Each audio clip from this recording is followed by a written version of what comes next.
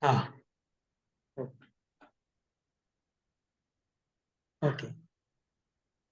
Ajay? Yeah, I'm there. Yeah. Can you say the prayer? Okay.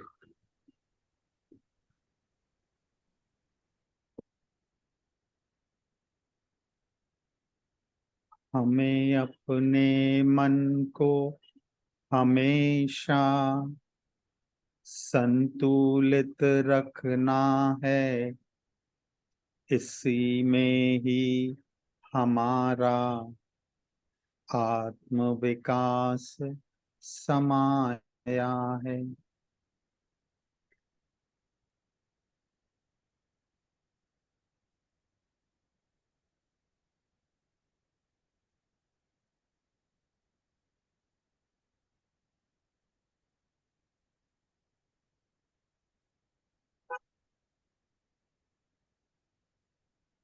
Okay. So today we'll be doing fourth yama, that is Brahmacharya. And the Siddhi which is related to Brahmacharya is Brahmacharya Pratisthayam Veerya Labha. So we look at what this Veerya Labha means. But although we have discussed what is Brahmacharya, but again, little more discussion on what is Brahmacharya. First of all, Brahmacharya has been a very, very popular concept in Indian thinking, and it has been given great importance in the practice of yoga, particularly by the great yogis, like Gorakshnath. The entire Nath Sampradaya, Nath teaching, it is based on Brahmacharya. So he gave a lot of importance to Brahmacharya. And it is necessary for success in yoga. That has been the contention of all the yoga practitioners. Now, what is Brahmacharya? Actually, many people take a very restricted meaning of Brahmacharya, that it has got to do with the sexual activity.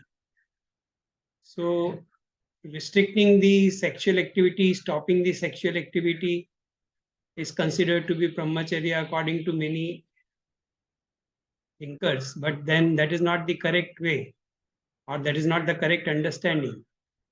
As the word Brahmacharya suggests, Charya is Charya. Charya means activity or routines, and Brahma. So this Brahmacharya word indicates that any kind of behavior which leads to, or any kind of activity, regulated activity which leads to attainment of Brahma is what is Brahmacharya. So Brahmachari is one who is seeking Brahma. And this is amply clear, from the Shrutis also, from the scriptures also, earlier scriptures, they have talked about it. We look into it. But then Brahmacharya is not only the sexual activity, but all the sensual activity and all the activity of body and mind. So look at the lifestyle of the individual. We get up in the morning, we are charged with energy. We are full of energy. And how we spend that energy during the day, on that it will depend whether we are in a good state of mind at the end of the day or not. And the way we are, if we are selected to be on the path of yoga, then how do we practice our discipline? How we do our sadhana? The quality of sadhana will depend entirely upon the energy we have, the enthusiasm we have. So from that perspective, when we look at the ordinary life, there's a cycle which goes on. Morning we get up, there is a fresh supply of prana, there is fresh supply of energy, and energy at all the various levels, be it the internal organs or be it the, in the circulation, and be it at the mental level, energy at all levels. It is there. And then most of the time, most of the people, they deplete this energy. They deplete this energy in various kinds of unregulated activities, and measure is that we may lose energy by way of kind of overuse of the body, overuse of any sensual activity, any sensual sense related activity. हम आंखों का ज्यादा इस्तेमाल करेंगे, कानों का ज्यादा इस्तेमाल करेंगे, बोलने का ज्यादा इस्तेमाल करेंगे, सूंघने का ज्यादा इस्तेमाल करेंगे, तो किसी भी ढंग से हम अपने सेंसेस को वापरते हैं. If we are over using them then there will be a depletion of energy. और वही फिजिकल एक्टिविटी के साथ में भी होता है कि if you don't take rest there is loss of energy. So all these issues are involved there. So if the daily routines we have in our life, they are of such kind that we are not mindful of energy, then we lose energy very fast. At the end of the day, we are tired. At the end of the day, we don't have any enthusiasm left. We just want to take rest. We are not able to sustain any kind of activity which is requiring lot of energy. So this is how the daily activity is going on. Brahmacharya is a concept where one has to consider these things. How one is depleting the energy. So if we look at this vicious cycle which we have, so activity is there. If the activity is of a kind which is not controlled and not mindful, then it will lead to wear and tear of the body. It will lead to loss of energy, depletion of energy, and it will also mean, in yogic terms, it will mean loss of Veerya. Loss of Veerya. Loss of Veerya is not only through sexual activity, but also through sensual activity. So when, suppose if we have, very simple example would be, if you have seen a movie which is of a very emotional kind, and where you have cried a lot, then at the end of the movie, you will find that if you examine, the body has become weak and mind also has become weak. Because during the movie, whatever activity of the emotions and physical, rise in the, various physical parameters, one is becoming tense, or one is becoming emotional, one is becoming angry, or one is becoming sad. All this will deplete energy, and at the end of the movie, you'll find that you are very weak. So even the one of the very easy way of losing energy is getting emotional unnecessarily. So people who watch emotional kind of movies, they will have very less energy left for doing sustained activity. So this will be loss of Veerya. And then compulsorily one has to take rest. He cannot sustain the activity. एक सादा सा भी काम बोलेंगे तो उससे नहीं होगा, क्योंकि वो बोलेगा मुझे अभी सोने दो, मुझे अभी सोना है. He has to sleep. After sleeping, the repair takes place, the recuperation takes place, and then again Veerya is gained, and again the activity is done. So this vicious cycle is going on. We are caught up in this vicious cycle. We are spending energy thinking that there is a lot of energy, but then immediately the energy, Dr. Jaydev always used to tell, particularly when he was talking about pranayam and prana, that time he used to talk about this energy. He said, during the day, what we do, that is very important, because that will really, if we are not doing unnecessary activities, we are not getting emotionally charged unnecessary, then we can save a lot of energy. And that energy can be used for sadhana. That energy will come to rescue. It will help us in carrying out meaningful activities or activities which are necessary. So in terms of Brahmacharya, this Brahmacharya leads to Veerya Labha. So Veerya is that energy which is really being talked about. And if we talk about Brahmacharya, there are many great personalities about whom we can talk. So for example, very common knowledge amongst people is about Swami Vivekananda. Swami Vivekananda used to read a book once only and he will remember everything. It will be as if whatever he was reading will be imprinted on his mind. And then he will be able to recall on what page, what he had read. And person can just open the book and he will be able to check. So somebody asks Swami Vivekananda, Swamiji, what is the secret of your photogenic memory? And his reply was that perhaps it is because of the practice of Brahmacharya. And when the learning, when we are in a stage of gaining knowledge, that stage has been called as Brahmacharya ashram. So in Indian thinking, you will find four ashramas are there. So Brahmacharya, Grahastha, Vanprastha and Sannyasa. Why Brahmacharya first stage is called Brahmacharya? Because that at that time the focus is on gaining knowledge, gaining wisdom, gaining understanding. All the energy is to be put into gaining more and more understanding, more and more knowledge. At that time, if the brahmachari gets entangled into emotional activities or he gets unnecessarily drawn into things which are depleting energy, then he will not be able to gain any knowledge. And that is also the time when one can build up his strength, mental strength, emotional strength, physical strength. So Brahmacharya is helpful in this way. So the Swami Karan says that because of Brahmacharya, my memory is so sharp. Gorakshnath, I told you that it's very important. Entire Nath Yoga is based on Brahmacharya. So when his guru was caught into some kind of attractions, Gorakshnath was the person who went and brought guru back. And it's a very important example in the field of yoga where a shishya or a disciple is helping guru to come out of all the attractions of the world. Normally the reverse is the case. Normally guru is always helping the student. But in case of Guru Gorakshnath and Matsyendranath, it was Guru Gorakshnath who brought him from that country from where which was ruled by women. And when he was caught and he was all, he had lost his uh, he had lost the his sense of purpose, that he was a great yogi. So Gorakshnath reminded him. Same way, even Swami Ariyanandaranya has said this. Many other saints have said this, that the brahmacharya is very. So all sensual pleasures, not allowing even the senses. हम बहुत देर तक बहुत music सुनते रहेंगे, गानों का शौक है, ठीक है, म्यूजिक का शौक है, अगर बहुत देर तक गाने सुनते रहेंगे तो then the energy will be directed in that, and then when it comes to sadhana, we don't have energy left for sadhana.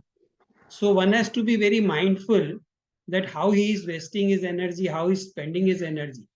From that perspective, this brahmacharya becomes very important.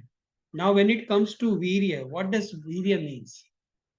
Veerya has been translated as semen, but Veerya is also the energy. It is called energy, and if we look at the associated ideas of Veerya in Indian thinking, you will find there many words are there. One of the word is ojas. Ojas is the word which is used for energy. Shakti, bal, samarthya, उत्साह, धैर्य, संवेग, साहस, दृढ़ता, स्थिरता. Now, if you go to Hatha Yoga, in Hatha Yoga, if you look at the Geranda Savita, there you'll find that these are very important things. Dhairya and Dhairya are very important components of yoga practice. Sthirta or Dhairya. Same way, when you look at the Hatha Yoga Pradipika, in Hatha Yoga Pradipika, all those factors which are helpful in yoga, those are utsaha. One of the important thing in that is utsaha. Sahas is also there. So all these qualities are associated with virya. A person who has got a lot of energy, he will have all these components in his personality, and he will be able to sustain his practices. So that is the idea. And then this ojas is again very, very, very important concept. Ojas is the inner energy which a person has. And ojas comes from brahmacharya. When the energy is conserved, the sexual energy and the sensual energy, when it is conserved, then it gets transformed into ojas. And ojas means there will be a kind of vibrant health. It will be a very influential kind of person. You will see that he is, as if shining. This great scholar, Ramshankar Bhattacharya, he was the head of the Sanskrit department, Banaras Hindu Vishwavidyalaya. And he was the disciple of Swami Haryanandaranya and Swami Dharmamegharanya. He had such a potential and he was such a great scholar and such a knowledgeable person that at one point many students and many sannyasis of Kapil Mutt, they used to think that the next master or the next in line will be Ramshankar Bhattacharya. But Ramshankar Bhattacharya was interested in Sanskrit grammar, Sanskrit language. So he has given an account of meeting Swami Dharmamegharanya. So he says that when I went there and when I first time saw Swami Dharmamegharanya, I felt as if a statue of gold shining with energy and shining with radiance is standing in front of me. So he was oozing energy. He was oozing brightness. He was oozing light. So his body was shining like gold. That is the description he gives of Swami Dharmamegharanya. And later on he says, I met him after some years and that kind of light was not there. So obviously he says Swamiji must have directly himself reduced that. But I understand that because of his yoga sadhana, he had that kind of, and even in chapter 3, there is a Siddhi. So in that Siddhi also, there is a particular sutra which is talking about when you master certain prana, then, as if your body starts shining and there's a lot of energy. So all this associated with the Brahmacharya. Now, Swami Dharmamegharanya was Brahmachari, he was Bal Brahmachari. Right from his young age, he was going to Swami Hariyandaranya to learn sutras and learn yoga. So and at a very early age, he became sannyasi, very early age. He was just a young boy. And that's why perhaps there was so much energy. And one thing is there that which comes, in the form of Siddhi. We will look at it. So again, the important thing is if we are in yoga, you will come across many yoga students who have been practicing yoga for several years. And now when you talk to them that what have you achieved or what are you planning, what you think you have achieved, then I have seen it, I have heard it from some people, यार ये life में तो होने वाला नहीं है, ये ठीक है, काफी फायदा हो रहा है, शांति है, हेल्थ अच्छा है, I am able to enjoy life, पर ये समाधि वमाधि की बात जो है ये शायद इस जन्म में नहीं होगा, ऐसा बोलेंगे. तो अगर पूछेंगे भैया अभी 20 साल हो गए, 30 साल हो गए, आप इतना योग कर रहे हो, तो क्यों आप ऐसे बोल रहे हो कि ये जन्म में नहीं होगा? तो one of the reason is that one is not able to sustain the efforts which are needed. And why one is not able to sustain? Because he lacks that kind of energy which can be given by Brahmacharya, which can be given by sense regulations. You will be surprised. This is a very common knowledge incident which took place at Yoga Institute many years ago. A Pakistani group from Karachi had visited. And because they had come from Karachi and majority of them were Muslims, so people took care of them very well. And they had stayed at Yoga Institute. So some kind-hearted people also arranged for a concert by Jagjit Singh and Chitra Singh. So Jagjit Singh and Chitra Singh were singing, and these Pakistanis were enjoying. And suddenly one of them realized that most of the people of Yoga Institute were there, but Dr. Jaydev was not there. So this man went and he saw that Dr. Jaydev was sitting in his office and working. That office, that photograph I have, he had a small office and it was very sattvic office. So he was sitting and working. So this man went and he said, इतना बड़ा गायक लोग आया है, आपको सुनने का नहीं है और आप क्यों नहीं है? बोला नहीं, मुझे इंटरेस्ट नहीं है उसमें. See that clarity, Now you see, it is not only that doctor could not have spent half an hour there. जब भी सत्संग होता था, भजन चलते थे तो डॉक्टर बैठे रहते थे, सुनते थे. लेकिन he did not go into a ghazal concert. And let me tell you, this ghazal concert is again a kind of sensual activity where loss of energy takes place. Because most of the ghazals, they are emotional in nature. They unnecessarily make you excited or make you sad, melancholic. गजल सुनने वाला आदमी अगर ज्यादा उसके ऊपर विचार करेगा तो धीरे धीरे उसकी पर्सनालिटी जो है बहुत सैड होते जाती है. This I can tell you from my personal experience. Because I was fond of ghazals, I was fond of shairi. And when you are doing lot of shairi, when you are indulging lot of shairi, then you develop a different kind of temperament. इसीलिए बोलते हैं जो कवि लोग रहते हैं वो बहुत इमोशनल रहते हैं. और जो आदमी इमोशनल है उसका energy depletion is for certain. Yoga is not interested in such kind of emotions where the energy is unnecessarily lost and person becomes weak. He becomes emotionally disturbed. Such kind of activities are not needed.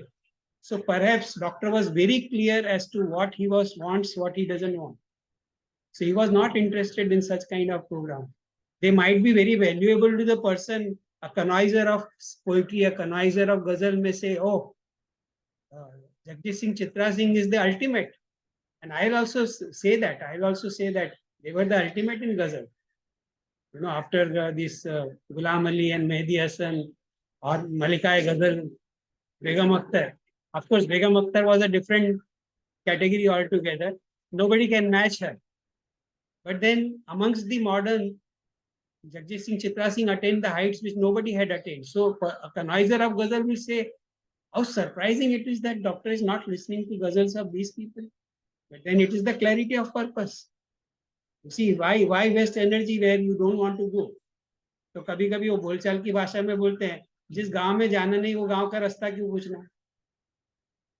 जिस गांव में हमको जाना ही नहीं है वो गांव का रास्ता क्यों पूछने का. So it was that kind of clarity was there. So this Brahmacharya idea, and then when you look at it, very sustained. Why success rate is so low? Bhagavad Gita says, amongst lakh, few people will take the path of yoga. And even among those who will take the path of yoga, very few, exceptionally few will succeed. Swami Hariharan also has said that in millennium, in centuries, one great yogi will be born, who will be real yogi. And now based on the experience of that real yogi, for many years, many Nakli yogis also will come, many Nakli sadhus will also come. But success rate in yoga is very less. Why? Because success rate is less because it requires lot of clarity, lot of sense of purpose, determination. And that's why when we look at the sutras, when we talk about Abhyasa and Vairagya, what does Abhyasa and Vairagya sutra says? Abhyasa Vairagya Bham Tannirodha. Tatra sthito yatno abhyasa. बहुत यत्न करना पड़ता है, बहुत अभ्यास करना पड़ता है, तभी उसमें सक्सेस मिलती है. सतु दीर्घ काल है, नैरंतर्य. There has to be continuity. And for a very long time, then you cannot think in terms of 7 months course and 2 years course, MA and BA. ये terms में नहीं सोच सकते. Then the life is dedicated. Then the life is completely given. Do we have that kind of clarity where we can say that yoga is the only purpose in my life? Yoga is the only aim I have in life, and all my activities will be directed towards that. How many of us can say that? But a genuine yogi is interested in that. His purpose is very clear. The other day I was reading some studies of Zen system. So in Zen system, I was reading a book by very famous German author. So he has written a book, 2 books he has written. The Method in Zen and also the Zen in the Art of Archery. So for 7 years, he studied under one master. And he gave up, that is Ikigai. That is Ikigai. So this one is Eugene Herrigel. The author is Eugene Herrigel. Herigal, German author. So it's 7 years he was studying, and you know the kind of dedication which is required. Forget, totally disconnected from his German background, his relatives. He was just staying in Japan, studying under the master for 7 years. Now that was the dedication, and that gave him some insight. Same way in Zen also, when the people are living in monastery many years, 20 years, 15 years, they study, they master, then they come out in the world. They don't remain in the monastery, they come out because now they have become masters. So this is the kind of dedication in yoga also. Like this Swami Dharmamegaranya. He was totally given to yoga. That's why when he went to Swami Hariyanandarana, instructions were given. And then finally he said, one day he decided that he was not going to get married. And he went to Swami Hariyanandarana and said, I want to take sannyas. He said, okay. And he was admitted. And then now, you see, his words are so important that so when we are established, what does Veerya Labha means? Brahmacharya Pratisthayam Veerya Labha. Veerya Labha means that person will attain success in yoga. That means he will attain siddhis. He will become siddha. Siddhis are secondary, but he will become siddha in yoga. He will attain yoga. And when he will attain yoga, what will happen? See, yoga, Zen, all these systems they are coming directly from Guru to Shishya, master to disciple, very strictly. There is no other way in yoga, one cannot grow without a master. Without a teacher, one cannot grow. How much you read, how much you do, whatever you do. But without a direct guidance from a realized person, it is very difficult to rise in yoga or grow in yoga. So from that perspective, when we look at it, the disciple, when he started practicing, if he is following Brahmacharya, and Brahmacharya, again, one has to understand, if a person is married person, obviously he has a wife, so he can also practice Brahmacharya. So all sensual activities have to be regulated, and conserving that energy, putting the right kind of effort. When he succeeds, all the siddhis will arise, all the powers will come. And along with that, another power will come, that the disciple who was learning yoga, after becoming siddha, has become master. So he is no longer a student. He is no longer a student. योगार्थी नहीं है वो विद्यार्थी भी नहीं है, वो योगार्थी भी नहीं है, वो योगी हो गया, वो सिद्ध हो गया. That is one thing. And now once he has become siddha, then what is his sacred duty? His sacred duty is to pass on the knowledge and all that wisdom which he has acquired to the next generation. See, that is how the knowledge of yoga has been preserved. एक योगी दूसरे को सिखाता है, जब दूसरा सीखता है तो वो स्टूडेंट रहता है, लेकिन जब वो सीख जाता है, जब वो रियलाइज हो जाता है, जब वो सिद्ध हो जाता है, तो वो मास्टर बन जाता है. वो मास्टर का काम है कि और एक शिष्य को चुने जिसको वो मास्टर बनाए. Other day I was reading a book by Siddha, that Sadguru Ranchhod Das ji, Gujarat में थे वो. तो उनका मैं बुक पढ़ रहा था, तो एक जगह पे उन्होंने लिखा है कि जो गुरु ऐसा शिष्य नहीं बनाता जो आगे जाके गुरु बने, उस गुरु को मैं गुरु नहीं मानता. तो this is the point now. लेकिन गुरु को, अपने शिष्य को गुरु बनाने के लिए जो डिसिप्लिन चाहिए या जो शक्ति चाहिए, वो कहाँ से आएगी? उसके खुद के अनुभव से आएगी. If somebody who has not attained samadhi, he talks about samadhi and he tells you and he claims that I will take you to samadhi, you can easily understand that how foolish it is and how wrong it is. And it will be like, like in Sankhya they say, एक अंधा व्यक्ति दूसरे व्यक्ति को कैसे lead कर सकता है? तो जिसने कभी खुद ही कुछ देखा नहीं है, वो दूसरे को कैसे लीड करेगा? दूसरे को लीड करने के लिए उसके पास अनुभव चाहिए. See, we have to understand, a teacher, for that matter any teacher, particularly yoga teacher, A yoga teacher cannot teach beyond his own experience, no matter what. तो कितनी भी किताबें पढ़ ले, कितने भी शास्त्र पढ़ ले, वो शास्त्रों को वो बोलते जाएगा, ठीक है, that will be a theoretical knowledge, that will be information sharing. But उसका जो अनुभव है वही वो सिखा सकता है. इसीलिए योगी के पास अगर खुद का अनुभव है, वही अनुभव को वो शिष्य को दे सकता है. और वो देने की क्षमता ब्रह्मचर्य से आती है. ब्रह्मचर्य के प्रैक्टिशनर के पास और एक शक्ति आती है. वो शक्ति क्या है कि जब वो कुछ कहता है या अगर उसकी इच्छा है कि मेरे पास जो ज्ञान है वो मैं सामने वाले को दूं, तो वो अपने आप सामने वाले के पास चला जाता है. तो ये भी एक योगी में खासियत है कि there are many things which we learn not from the words, not from the spoken word, from the behavior of the teacher, from his stance, from his personality, from the way he conducts himself, from the way he behaves, his entire personality. And then if he has the intention to pass it on to you, the way he looks at you, the way he teaches you, all that helps in transferring that secret knowledge which cannot be gained by merely words and books, that is passed on from the teacher to the student. And Brahmacharya helps in that. So if you will read the commentary on this sutra, so they say abadit ज्ञान देने की शक्ति उसमें आ जाती है. And this is true. You know, many a times since if we are, you know, even in case of asanas, if you are learning from books, it is very difficult to learn.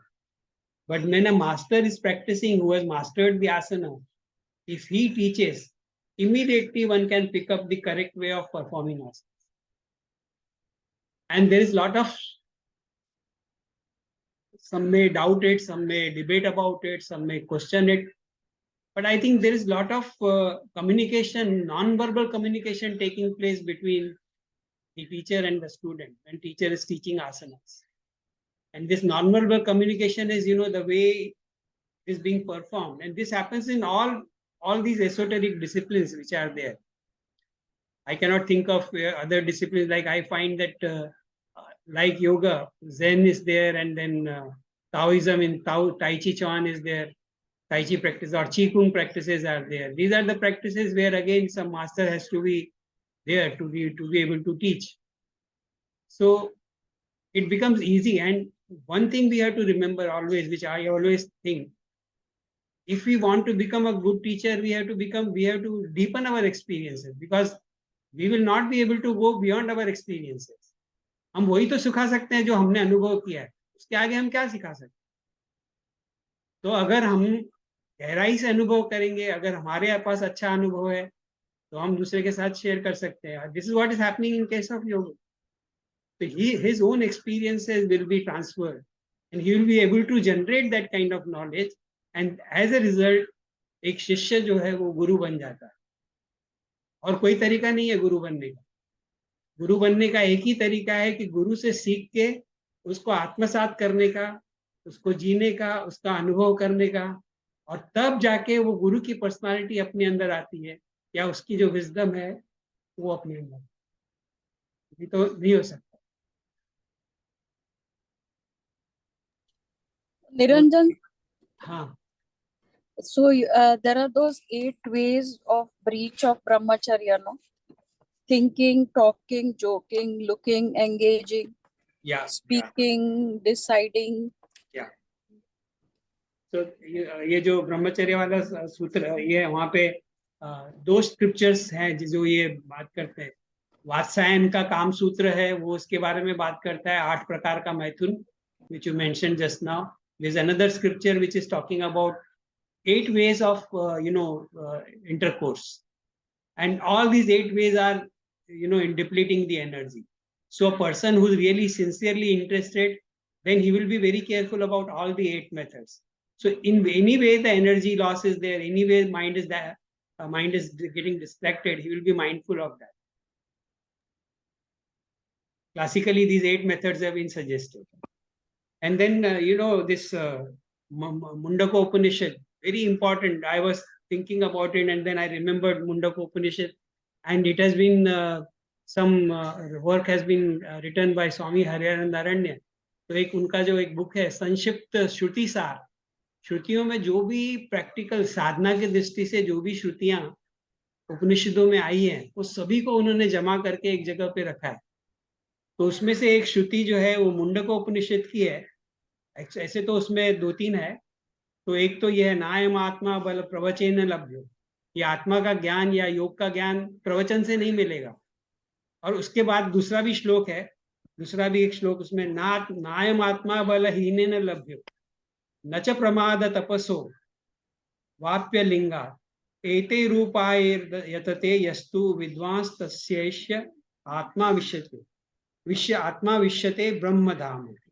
So I'll read the meaning. It's a beautiful meaning. आत्म साक्षात्कार वीर्य या सतत प्रयास बल जिनका नहीं है, वह इस आत्मा को लाभ नहीं कर सकता। प्रमाद के वश में रहने से एवं यथार्थ संन्यास रहित मौखिक ज्ञान के द्वारा भी आत्मा को प्राप्त नहीं किया जा सकता। लेकिन जो व्यक्ति इन सब उपायों से अर्थात वीर्य, अप्रमाद एवं त्याग, वैराग्य निष्ठ ज्ञान के साथ यत्न करते हैं, उनका आत्मा ब्रह्मधाम में प्रविष्ट करता है। सो विदाउट वीर्य इट इज नॉट पॉसिबल। सो ये नायम आत्मा बलहीन, बलहीन व्यक्ति को सक्सेस नहीं मिल सकती। बल चाहिए, ताकत चाहिए। और बल ताकत कैसे रिफ्लेक्ट होगा, कैसे मालूम पड़ेगा बल है? सतत प्रयत्न। अगर let us be very honest and let us be एक ऑनेस्ट बात अगर करें तो आज कल हम लोग पिकनिक पे जाने वाले हैं दोस्तों के साथ। हमारे फेवरेट लोग हमारे साथ में हैं। We are going to enjoy, we know that. तो वो पिकनिक पे जाने का जो हमारे अंदर एंथुसियाज्म है, क्या सेम एंथुसियाज्म हमारे अंदर तभी रहता है जब कोई हमारा योगा क्लास लेने वाला रहता है?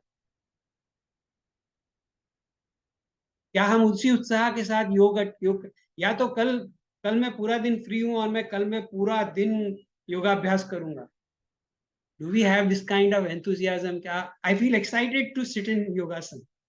I feel excited to perform my yoga practices. I feel excited to sit quietly with closed eyes. Do I have that kind of energy or that kind of enthusiasm or that kind of inclination? For me, it is always picnic से ज़्यादा exciting होता है class लेना। तो जिसके लिए है उसके लिए है, सभी को पूछना है अपने आप को। जिसको है उसको रहेगा, and to relatively the success is there. Success depends on these factors. तो जो लोग बोलते हैं कि मैं इतने सालों से कर रहा हूँ, मुझे फायदा नहीं हो रहा है, they have to read this sutra.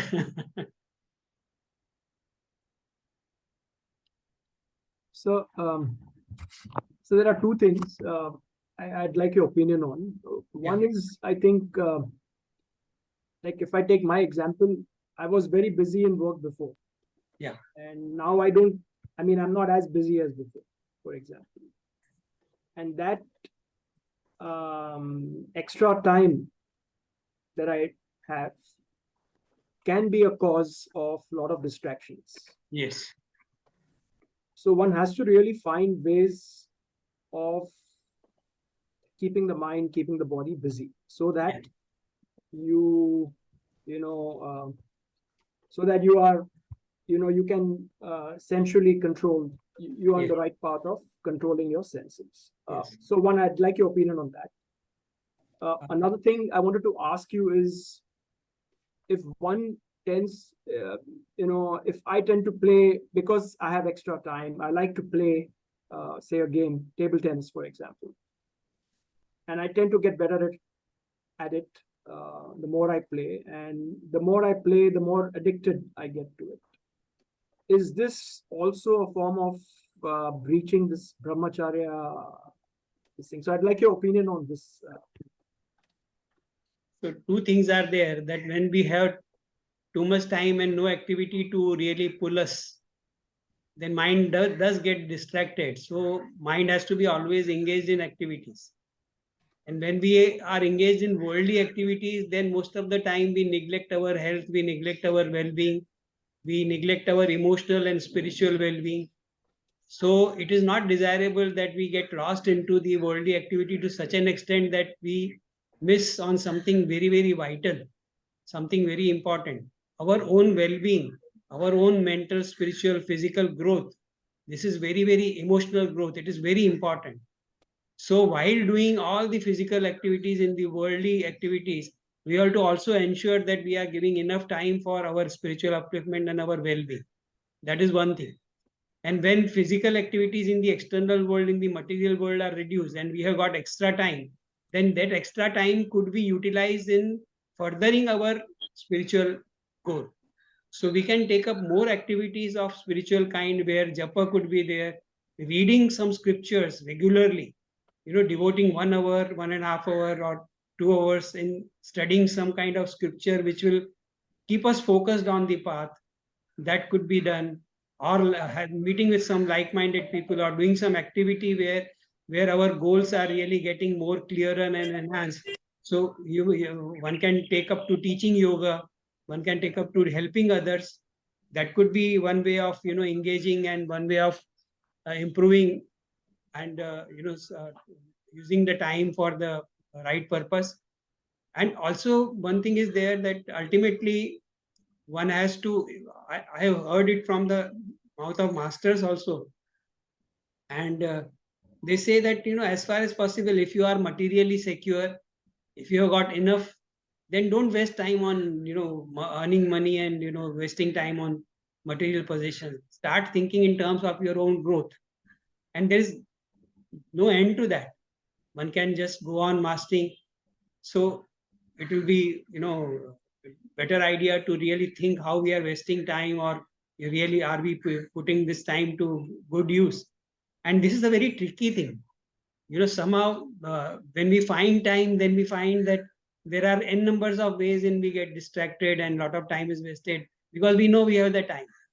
So perhaps that is where the caution, and this is applicable to all of us, that is where the caution has to come, and we have to find out that we are not wasting, and that time has to be used in a way where we are growing, we are evolving, we are becoming stronger at all levels, be it physical level, be it mental level, be it emotional. Now coming to this table tennis idea, it's a good thing.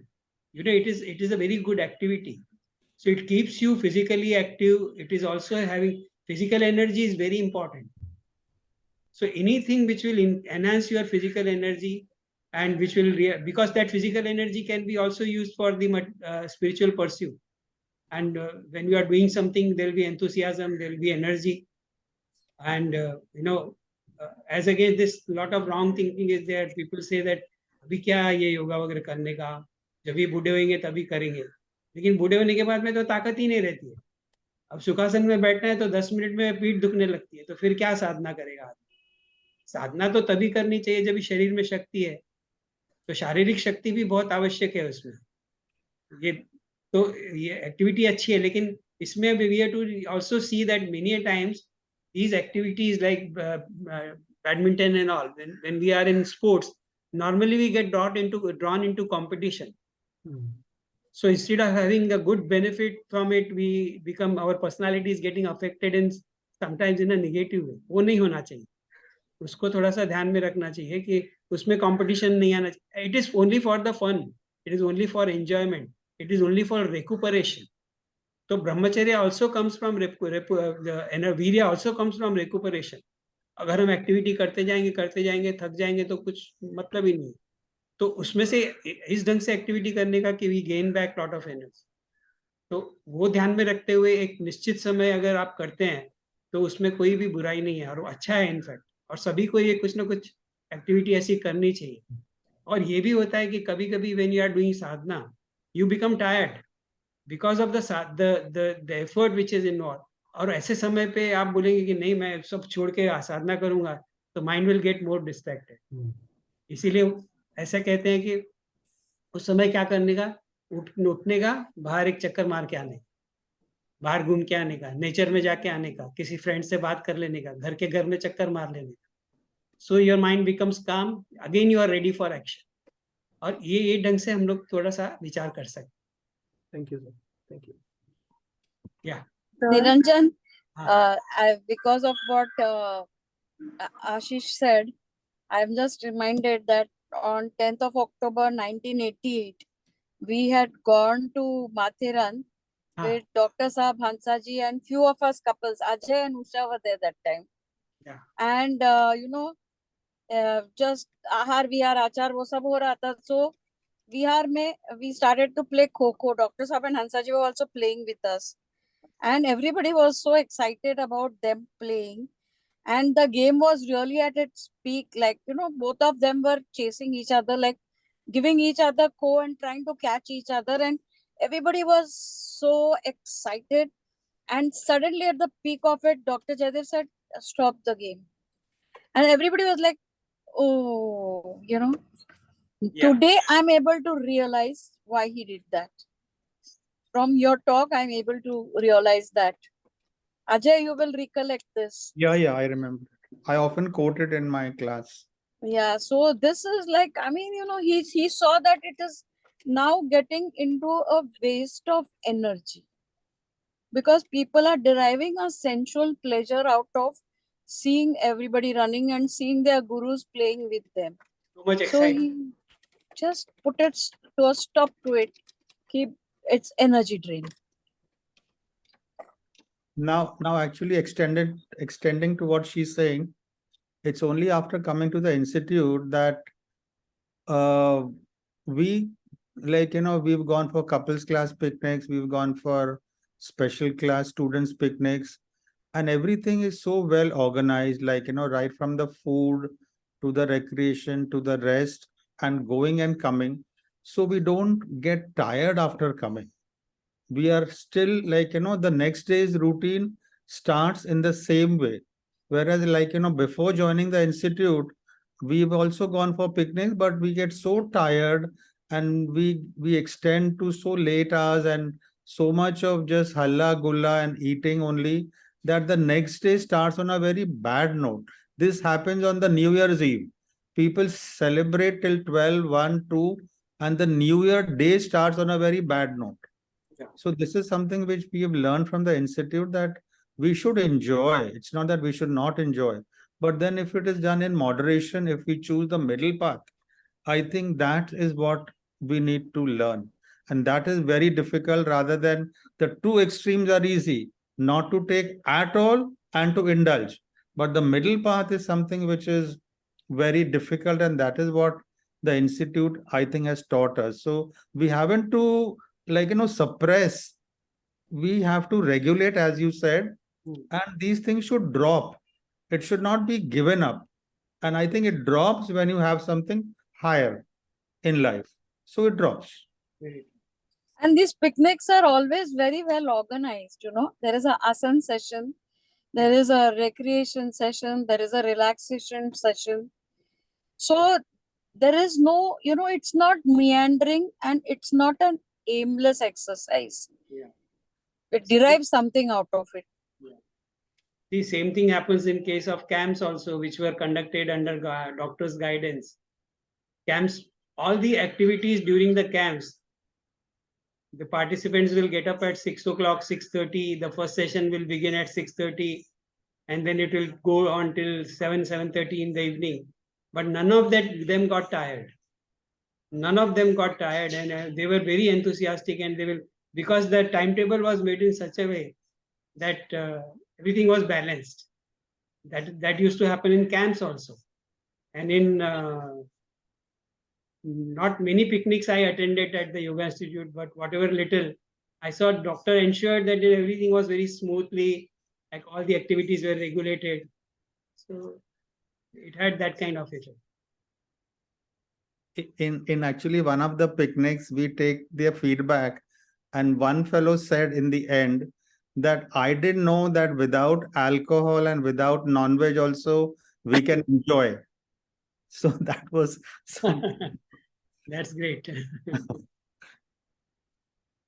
Also, before the picnic, he always gave us a message, Ajay, if you remember. Yeah.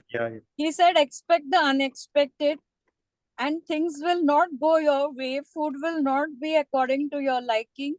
But if you accept it, you will be joyful. So there was a forewarning in the morning only at 6 o'clock before the bus left. It's not going to be the way you want it to be. He always wanted us to be joyful. That is very important.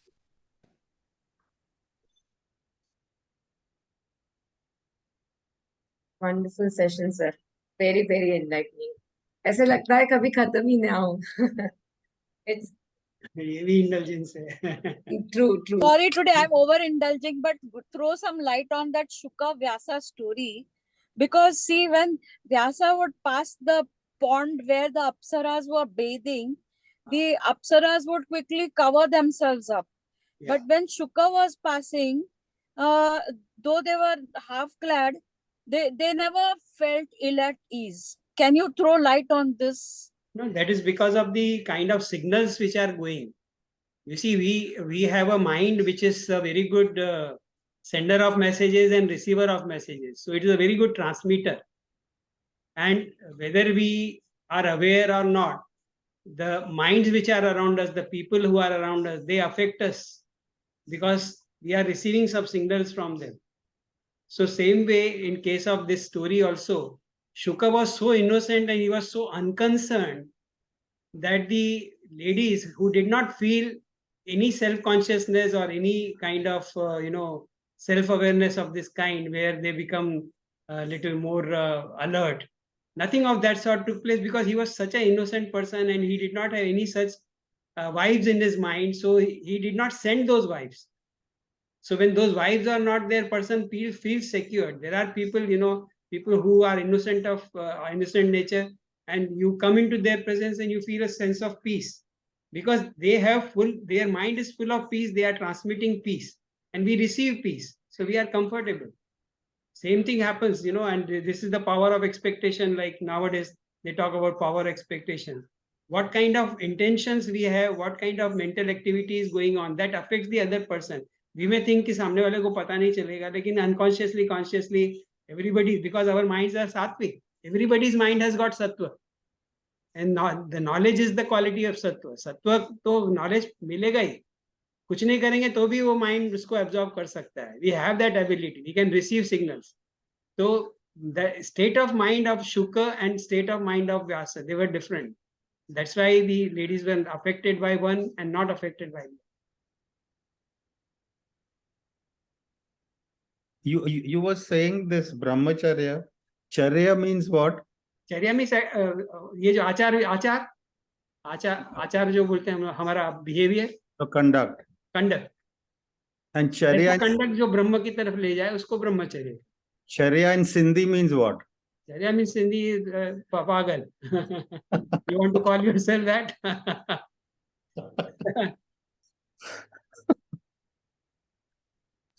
ये चर्या है. So I had a question. Yeah. So I am finding it like, in today's world, there are just like compared to maybe 20 years, 15 years back, there are way more distractions than we had, when we were growing up. In terms of mobile phones, social media, even when you go outside, there is everything for the senses, Yeah. Everything is sold. Even yoga today is sold for the senses, Yes. like sound bowl meditation and aroma meditation. Everything is really for the senses, where I just feel like somewhere we get carried away and we get lost in it. How do you come back? Because kitna bhi hum try kare, to not indulge, but if we are going anywhere out, socializing or with friends or just even on your own, everything is right on your face, So it's, even if you don't want to, somewhere you get carried away. At least I do. I think the answer lies in the motives of the individual. I'll tell you that Ajay was also there that year when I joined Yoga Institute in 1984. I did 21 days and then I joined in 86, the teachers training course. So when we joined, most of the people, I feel, that's what I feel, had not come there to make a career. Yeah. They had come to learn yoga. And they were trying to learn yoga for practicing on their own selves, for their own self-growth. So as long as that is the motive, then the question of selling, the question of now a person who has never heard yoga, who has never heard about yoga in any way, he says, I want to join teachers training course. Why? Because I want to teach yoga. So before he has learned, he wants to teach. And maybe many people, they only learn to teach. Yoga is not for teaching. Yoga is experience for self. Yoga is for self-growth. So a person who practices yoga for his own self, later on he becomes a very good teacher without even any effort. Any opportunity he can turn to learning opportunity. Because he has that experience, he has the backing of that experience where he has practiced yoga. So often you will find why it is there, because most of the people who are indulging or who are practicing this, they are interested in selling things, they are interested in teaching others. They are not interested in their own self-growth, or they are not interested in practicing yoga for themselves. The one who's interested in practice of yoga, once he has the experience, then anyway he will be sought, he will be successful. But then people don't have that kind of patience. If a master is there, वो light चमक रही है master की, उसको कैसे छिपा सकते हैं? वो तो चमकेगा ही. तो उसको कुछ सेल करने की जरूरत नहीं है, लोग अपने आप उसके पास आएंगे. We don't have that kind of patience. So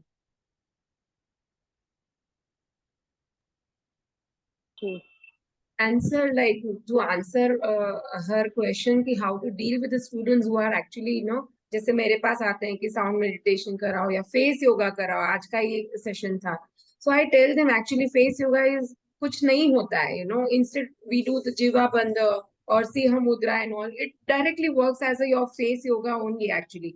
तो go with the traditional thing. तो वो I tell them, I guide them, और ये कराती हूँ, मैं बोलती हूँ कि आप ये कर लो, आपका फेस योगा नेचुरली हो जाएगा. That's it. So and sound meditation आप किसी का आधार क्यों चाहिए? बिकॉज स्पेशली योगा इंस्टीट्यूट में यही सीखा है कि जल नीति के लिए पॉट का भी सपोर्ट नहीं चाहिए. You do it with this way. Self reliance is there. So when you're doing that sound meditation, you are actually you're reliable on that frequency which is generated by that ball. So basically that is not yoga actually. So this is how actually I try to convey these things to my students. ये मैं नहीं believe करती हूँ and I don't teach, but you can definitely do for this your benefit. hey, Dr. Jaydev, he was always interested in the right kind of yoga, but when people came with physical ailments, people came with backache, people came with a lot of disorders. So at Yoga Institute, they were given guidance.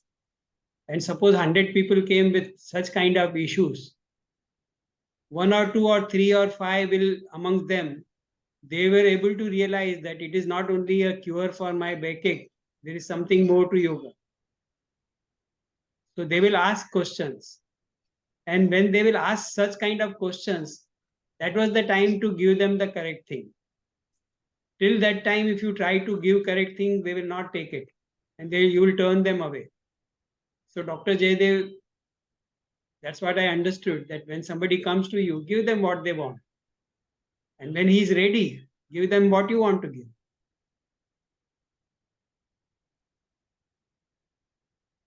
Yes, sir. That's a wonderful learning for me.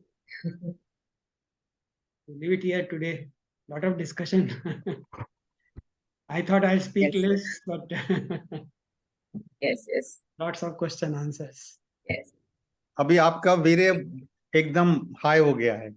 Once you get me. Ajay bhai has become a grandfather, so congratulations to Ajay bhai. Ajay, congrats. Thank you. Hope you are on 7th heaven. Enjoy. Oh, yeah. Thank you. Congratulations. Thank you. Thank you, Niranjan. Thank you, sir. Sir, whenever possible, let me know Yeah, about the Tai Chi. yes. Next month onwards, when the rents are less, then Yeah, आप जब बोलेंगे तो Manisha, Neha, all will come. yeah, sure. Thank you, sir. Hariom, sir. Thank you. Hari Om.